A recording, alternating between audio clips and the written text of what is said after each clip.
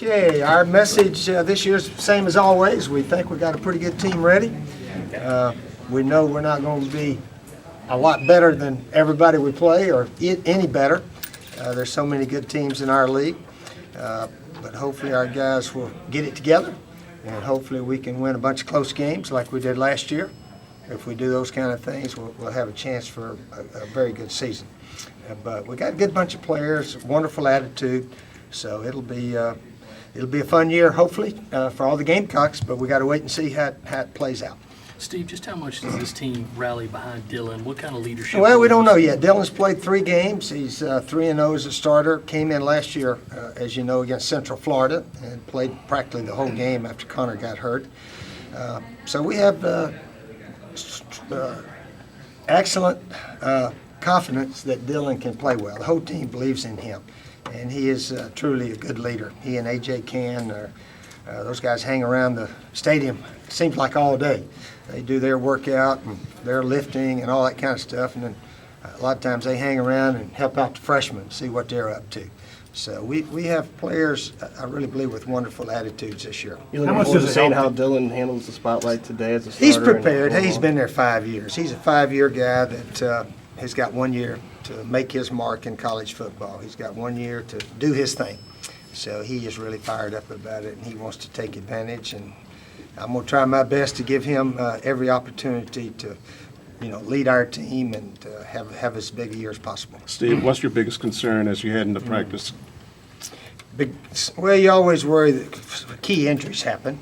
Obviously, we don't want Dylan to get hurt, so he may not run around quite as much as Connor Shaw did, because we need him every game ready to play. But other than that, maybe some new freshman player. We don't know. We think a couple of those incoming freshmen are going to qualify. We think they're going to qualify here within the next couple of weeks, so we're not giving up on that yet. But we will have some young players at certain positions. But we got a lot of guys coming back overall, so we just got to go practice and see who we need to put on the field. How much does it help that guys like Thompson and Can are close as friends as your team leaders? How important is that in terms of leading a younger group of guys? I think it's always important your quarterback is a solid type person, hopefully that is your leader also. AJ's a lineman. He don't say much, but he leads by example. And we have a very good group of 4th, 5th year players. So, but other than that, we got to go play. Everybody else has got good players too. So we've got to play the game, play smart, play well, and again, hopefully win those close ones. What do you think about being preseason East favorites this year? I don't know that we're favorites. Georgia, most guys say it's us or Georgia, but who knows? Who knows? Nobody picked Missouri last year. Nobody picked Auburn, that's for sure. So they were the 2 winners. I think it's obvious everybody's going to pick Alabama to win the SEC. They've had the #1 recruiting class 5 of the last 6 years, so obviously they're the big favorite to win it all.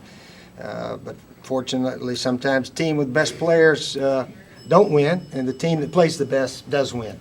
And that's how we've been fortunate to win a lot of games, really the last few years. I'm not sure overall we were a lot better, but we played well. The guys really played well, especially in the 4th quarters and so forth. So we got to do that to have a big season. Steve, I believe the SEC Network filmed a documentary about you that's going to be showing this fall. Can you just talk about the process and some of your former players that came down to participate in this? Well, it was a documentary they wanted to put together, and they spent a lot of time with my family, wife, kids, grandkids, and so forth, and a lot of former players.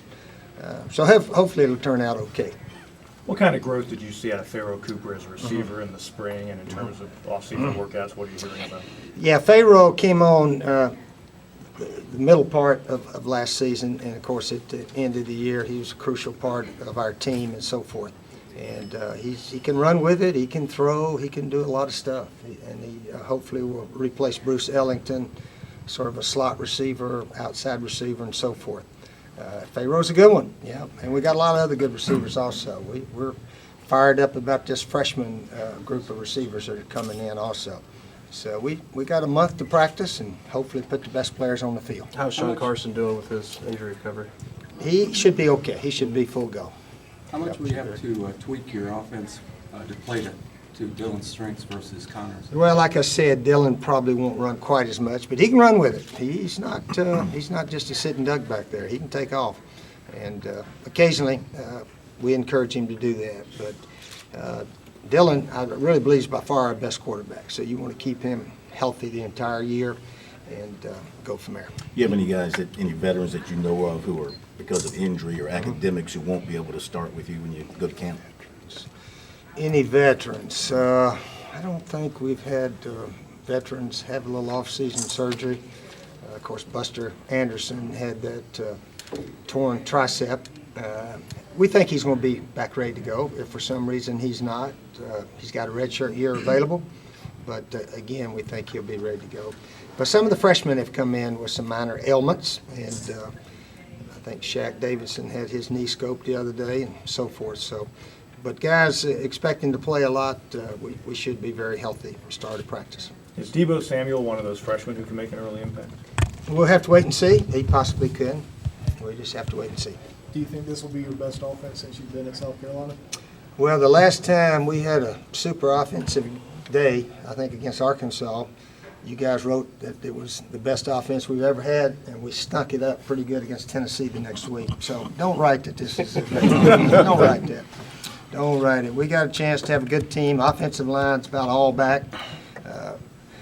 Ronald Patrick's the only one we lost up front. So these guys could be really good. They could be. I mean, we got to get a little meaner, I think, and a little tougher. But they are capable. You know, Brandon Shell, Corey Robinson, and all these guys. Mike Matulis is back with AJ. I don't know who our center will be. Probably Cody Waldrop. But they got a chance to be a real good one. How What do you important is think the is- veteran stability on the offensive line has had the chance to grow together and mold as a unit? Well, like I said, they've all played a bunch, so just got to go play. They know what to do, and now we got to go do it. What do you think is the measuring stick for your best offense here? Measuring stick, when the year's over and whatever our record is, that's the only thing that counts. And obviously, we've been fortunate, to go 11-2 3 years in a row. Jadeveon Clowney was a big part of that. Even though he missed a few games last year, man, you look at his record, 3 years, 33 wins, 33-6. By far the best 3-year stretch in the history of the school. And of course, Connor Shaw, his record's tremendous also. And so really, hopefully we can do it again, and maybe a little better. Who knows? Our goals will be very similar, I'm sure, as to what we've had the last several years. We haven't hit all of our goals, but we've hit a bunch of them. And hopefully we can do it again. But as far as past teams here that you've had, which offense do you look back on and think that was probably my best? I still don't think we've peaked. I think we can still have one better as we go through. And Dylan's got a chance to do a lot of good things. But obviously, the goal is to win the game, and that's what we'll continue trying to do. Do you have a better idea of who your number 2 quarterback is behind Thompson? No, we're going to let it play out here in preseason. We can't train 4 of them for the second spot, but we'll make some quick decisions on who we think's got the best chance to be the backup. Coach Ward had looked at some 3-4 during the spring. I mean, do you sense, because of what you've got linebacker-wise, that's going to be a pretty regular? Yeah, you can do that every now and then. I think all the really good defenses now mix it up, 3-4, 4-3, 5-1. I mean, there's all kinds of stuff you got to do, and that's what our game is about. It's about the defense trying to do something the offense is not ready for, and the offense doing something that they're not ready for. So it's a scheme game a little bit, but you got to have really good players to do those things. And it all starts with the players. Starts with the players, and then you mix up your schemes a little bit. How about Stephen Garcia joining the media? Yeah, as soon as I see Stephen, I'm going to tell him you look like you joined Duck Dynasty instead of the media. He's Stephen, he was a wonderful guy when he's with our team and around the locker room and everything. And sometimes when he left the stadium and got on campus or some other places, he sort of went back to the other Stephen Garcia, but he was fine with us. And he had some excellent games with us. That Alabama game, he was the best quarterback in the nation that day. There's no question about that. So he did a lot of good things for us, and I look forward to seeing Stephen again. And I'm sort of glad he grew his hair out. I am. I mean, that's him. That's Stephen Garcia. So Maybe we should have let him play with long hair when he was there, right, Rick? I don't know. Hey, Steve, what was your initial reaction when you heard that he was now going to be a part of the media? Oh, that's fine. You know, he's got a chance. You know, maybe he's got a chance to be a good one. Heck, you guys made it, so hell, he's got a chance also.